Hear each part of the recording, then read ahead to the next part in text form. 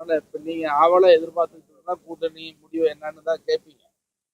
இதுல நிர்வாக குழு உறுப்பினர்கள் பல முறை கூடி பேசி ஐயா கிட்ட சொன்னாலும் கூட இன்னைக்கு நடந்த நிர்வாக குழு ரொம்ப ஆரோக்கியமாகவும் முக்கியத்துவம் வாய்ந்ததாக இருந்தது.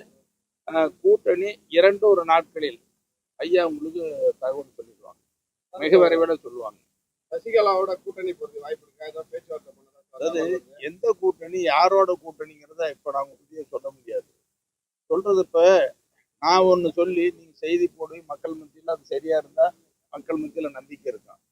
நீங்க ஒரு செய்தி போடுவீங்க, அது சரியா இருந்தாதான் உங்க மேலேயும் மக்கள் சரியா இருந்து நினைப்பாங்க. என்னன்னா என்ன தவறான செய்தி வந்து எங்களையும் முடியும் தவறா நினைக்கூடாது. அதனால தேர்தல் நேரம், தேர்தல் தேதி அறிவிச்சாச்சு, நெருக்கடியான காலகட்டத்தில் இருக்குது. இப்ப சொல்ற செய்தி சரியா இருக்கணும். டிகே மணி சொல்றான்னு சொன்னாவே மக்கள் மத்தியில சரியா தான் சொல்றான்னு ஒரு இருக்கு. அதுல மாத்தி சொல்லி ஏதாவது குழப்பமா இருக்கக்கூடாது. உங்களுக்கு தெரியாம நடக்காது. இவ்வளவு நேரம் காத்திருந்து கொடுத்துக்கணும் புரிந்து கொள்ள வேண்டும் என்று வருத்தமோடு தெரிவிச்சு ரொம்ப நேரம் காத்துக்கிட்டு அதெல்லாம் மருத்துவர் ஐயாவும் கேட்டான், என்ன சொல்றதுன்னு கேட்டுட்டு தான் அவன் சீக்கிரம் சொல்லணும்னு சொல்ல முடியும். அவங்களுக்கு தெரியாமலாம் நம்ம சொல்லிட போறோம். இப்ப எங்களுக்கு தெரியறதுக்கு முன்னாடி உங்களுக்கு தான் செய்தி முதல்ல வரும். நீங்க தான் நிறைய செய்தி எதிர்பார்த்த கூட்டணி அமையல் அதெல்லாம் அதாவது எதிர்பார்க்கிற கூட்டணி அமையலைங்கிறதுலாம் ஒண்ணும் இல்லை.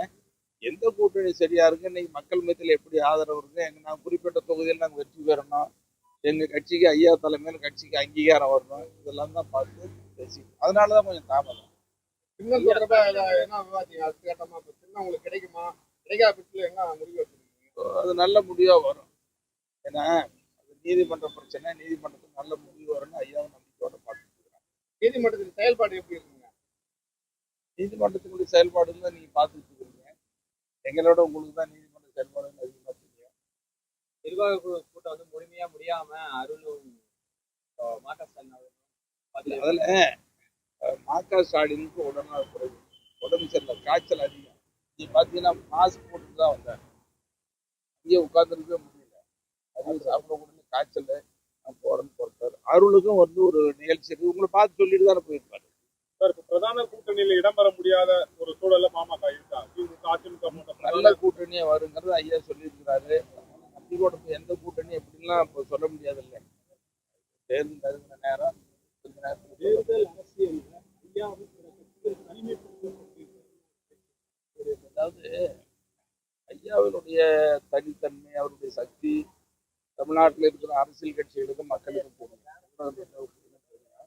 இப்போ எங்க கட்சியில் ஏற்பட்டிருக்கிற ஒரு நெருக்கடியான சூழல் குழப்பம் தான் இவ்வளவு தயக்கத்துக்கு காரணமாக தவிர, ஏன்னா முதல்ல கூட்டணி பேசி கொடுக்கறது ஐயாவா தான் இருக்கு. எல்லா ஊடகங்களும் மக்களும் அரசியல் கட்சியில் எதிர்பார்க்கறது ஐயாவா தான் எதிர்பார்ப்பாங்க. இந்த நெருக்கடியான சூழல் தாமதமாகும். இது மாதிரி நிறைய செய்திகள் சொல்லக்கூடாது. அப்படி உங்களுக்கு செய்தி சொல்லுவோம்.